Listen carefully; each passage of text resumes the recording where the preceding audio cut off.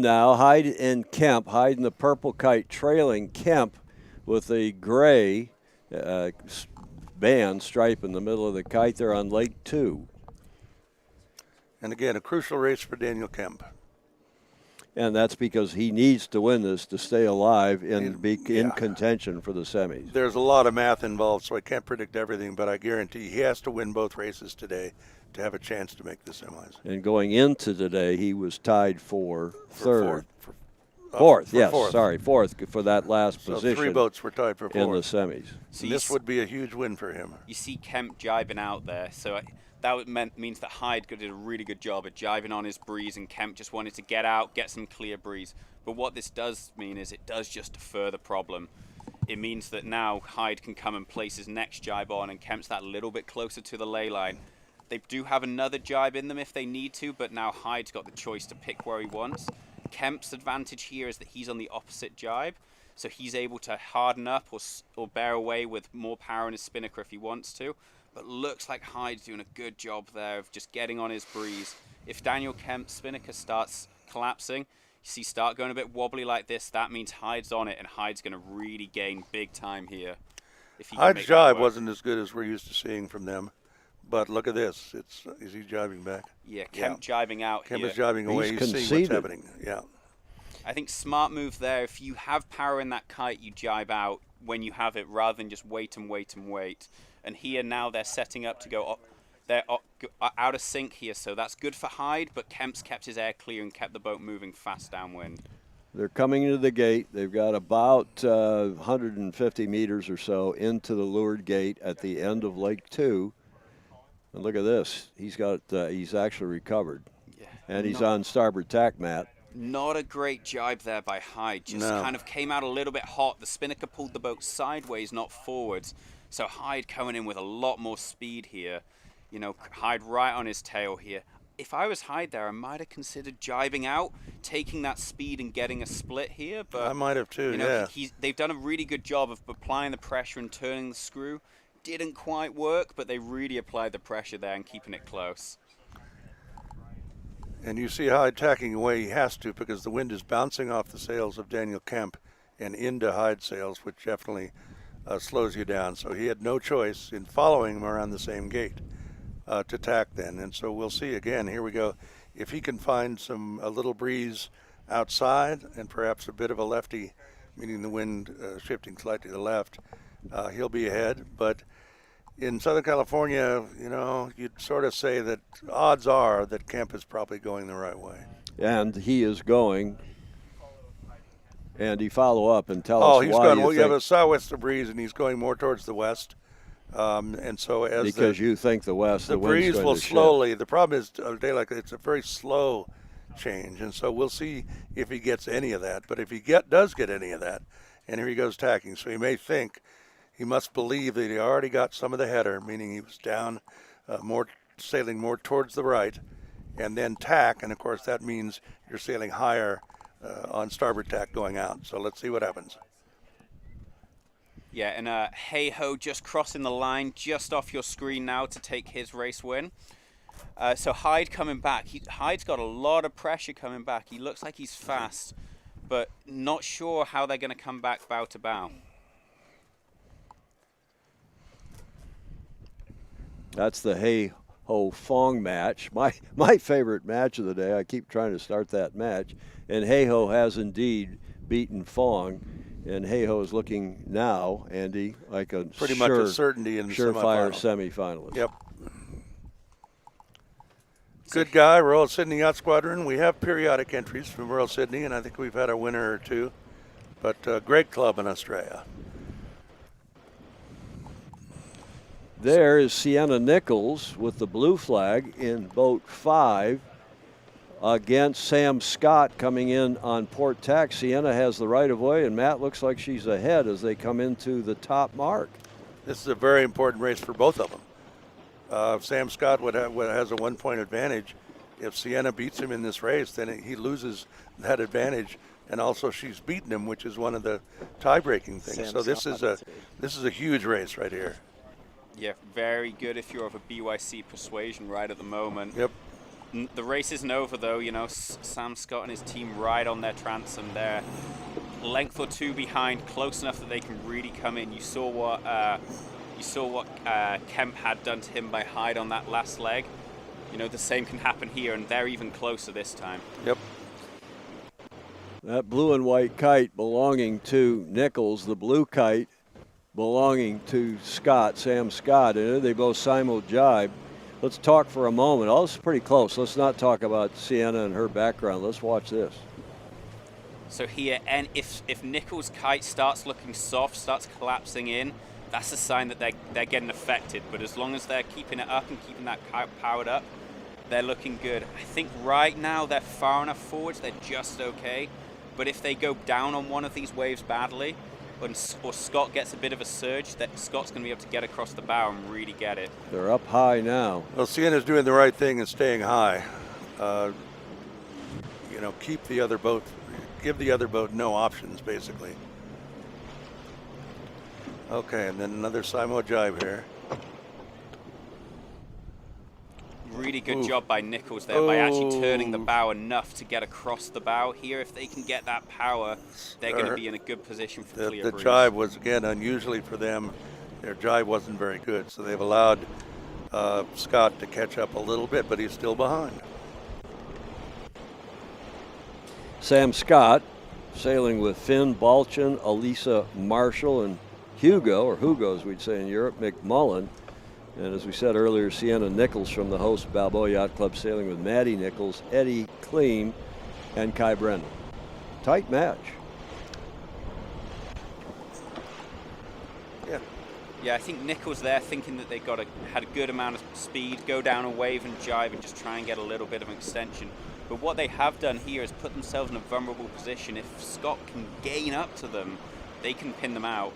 But it looks like they're not going to be able to get there before the marks. Let's go out to our roving reporter, Jeffrey Peterson. He's gone off the left edge of the screen, but he's up close and personal here. Jeffrey, what do you think of this match? Yeah, this one's a bit of a corker. You know, Sienna doing a really nice job defending there, maybe giving a little bit, but I think important to note while you guys were covering the other race, Sam Scott has picked up a penalty and has an outstanding penalty for a failed duck. He tried to duck through and actually had a slight rail-to-rail contact. So Sienna feeling good here. She just needs to play it cool, stay in touch, not do anything aggressive. And Sam definitely back up against the wall. This is a close race, though, so I wouldn't count anything out. But outstanding penalty, meaning this is he's got a mountain to climb to get this one done. Yeah, thank you. We're a little hard to see from up here. That's why we have a roving boat. Yeah, indeed.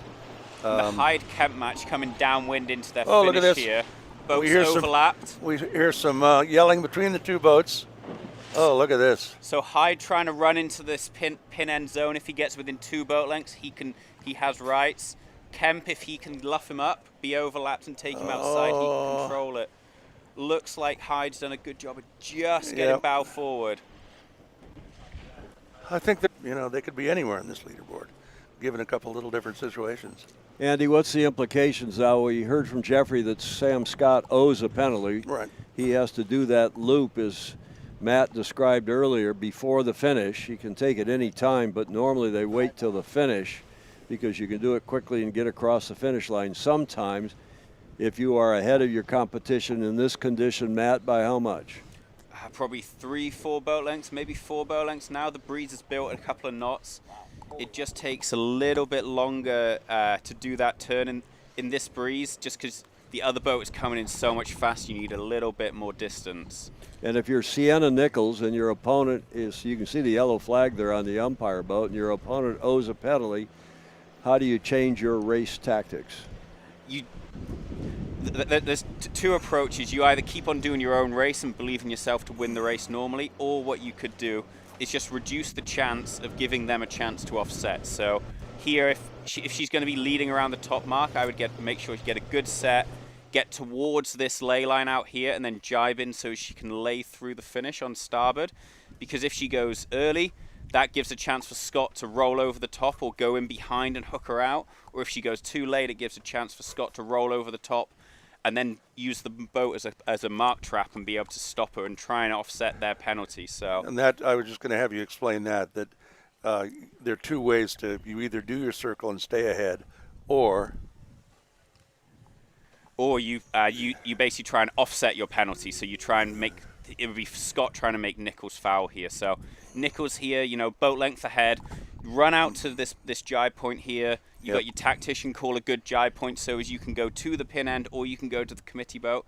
If Scott starts to roll over the top, you try and come up, try and stop him be able to get low of the committee boat on that jibe. If Scott goes around the back, you try and stay low. So as you're low of the committee boat and he's outside you, and then you can always come up if you need to. But guys, if you're Sienna Nichols now and you've got a bit of a lead, you've got a superb crew, she's been quick downwind, why don't you do a Harry Price? A Harry what Price do you mean? being- You mean hit somebody? No, not hit anybody. Keep going on port tack and then jibe on the ley line into the finish and not battle. Not work. And she is battling. She's going early. Yeah, I agree with you, Tom. And giving Scott a chance here to get on her air. Yeah.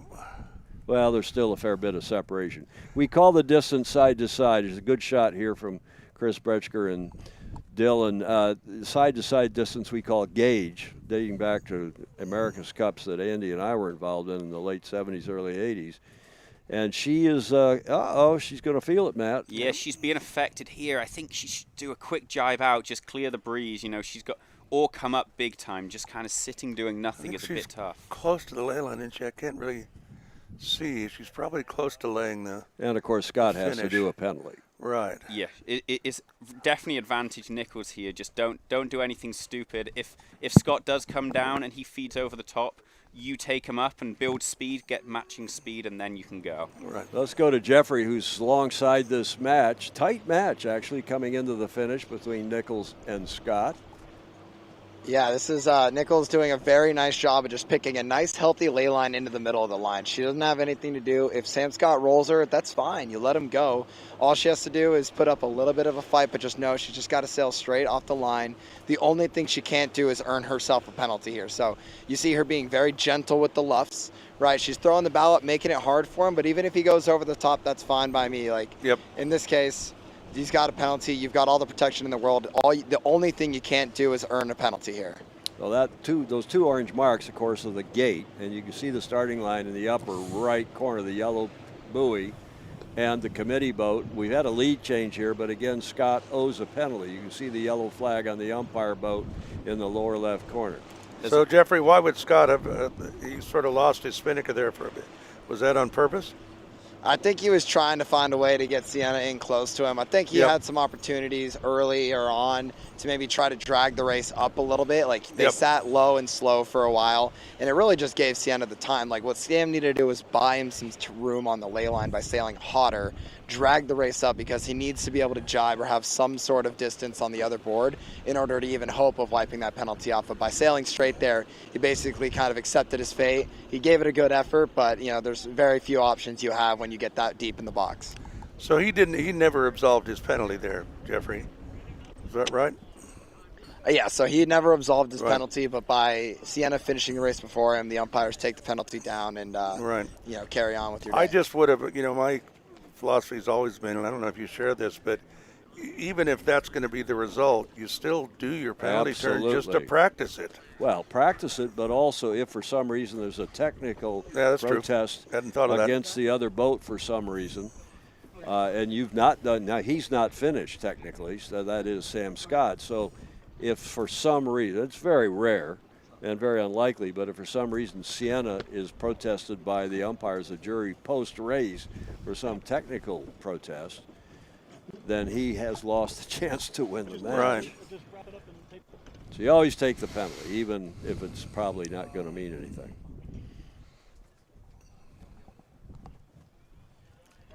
Yeah, once Scott went over the top there and made it clear ahead, that was his only chance to do it, and, that only stayed temporarily. So, realistically there's nothing you can really do. Nichols did a great job of just keeping to leeward, and once you got that overlap again, it was, game over. Just cruise down those last 100 yards, however you do, just stay overlapped, and nothing Scott could do there. Beautiful shots here from job. Chris Bretschker, our director, producer of this telecast. We're out on the water, unlike a lot of sailing coverage, which happens in a studio maybe half a world away. We are out on Adios. What is this, Chris? 50? Navigator 53. We've been doing it from this boat for years, and it gives us a unique perspective. You hear the great play-by-play from Matt Whitfield, because he can look over his shoulder at the boats as well as watch it on TV. We have a volunteer group of some 20 people that we call Gov Cup TV, and it's just an amazing experience to serve with these folks. That means like being on the race committee, and these are all fairly young people, unlike Andy and myself, but young people who have been self-taught or taught by Chris Bretschker on how to fly drones. We have fully 4 drones today. We have a camera and a camera op on the race committee boat, and we've got Jeffrey in the roving boat with expert sailors driving that boat as well as helping with the technical gear. So Bravo Zulu to Balboa Yacht Club to Gov Cup TV, Chris Bretschker and the whole gang, as we're getting ready now for flight 22, the final flight of the round. We say, you and I, because we are grammatically correct, we say rounds robin, Andy. That's the only way we're really correct. And I didn't go to Stanford like you did. Well, so see how much I've taught you over the years? well, that's one maybe my late great mother taught I me. suspect She so. was a grammarian of considerable repute. My mother was actually quite good at that too. I should say that on the roving boat we have our crew mate on It's Okay, Colin Kennedy, from the East Coast originally, but has now become a Californian, which we're very happy to have him. He is good at everything on a boat. He's one of those all-around sailors that can do pretty much any job. And his father, Larry Kennedy, we should do a shout-out from Oyster Bay, is very integral in running the regattas that Oyster Bay, the Oak Cliff Sailing Center have, and a great guy, and we're very happy to have Colin here in California and as a relatively new member of the Balboa Yacht Club. His dad, Larry, all of this stuff. He's been watching all of our live coverage. Fosey, a friend of Sailing Illustrated, our regular Tuesday, Friday show. Great sailing family. And we have people all over the world watching today's telecast. We have webcast, live stream, whatever you want to call it, as we look at Christian Prendergast from Chicago Yacht Club, and not in the hunt for a semifinal position. No. Is he still in the hunt? He is, and I believe he won his race today. Prendergast win his first match? 21? No, he did not. He did not. I Well, think- then he probably, so that last race was even more important. That Yeah. was a huge move for Sienna. So Yeah. that'll put her 1 point ahead of both of her competitors. Yeah, so I think Prendergast is out of semifinal contention here. Tell us some more about Sienna, because we sometimes get criticized for talking too much about her, being the local yokel, but sometimes we get criticized for not talking about her. She's, I think, and I can't pronounce it properly, but she's a wunderkind. You know, she really has done it at a very young age, has just done some incredible things. She's won the Dixon Youth Series, Long Beach Yacht Club. She got second in the women's, I think, national or world championship. She's won one of the legs of the California Dreamin', which is a Southern California and Northern California match race series. And she's not only great, but her twin sister is great, and they're a great team. Don't seem to have any twin problems. And then Eddie and Kai Brennan, who has been just terrific all these years. So they've gelled, and they have the same team. And so they don't have to talk much. They don't have to do as much because they know what they're going to do. Good point. We're looking at Christian Prendergast from Chicago, sailing with Emil Wolfgangen, German, Peter Barnard, and off to our right is Sienna Nichols hoisting her jib. I don't think we have a camera at the moment over here on the right side of Adios, but take our word for it, they're getting ready. They've got their game faces on, and Andy, this is her third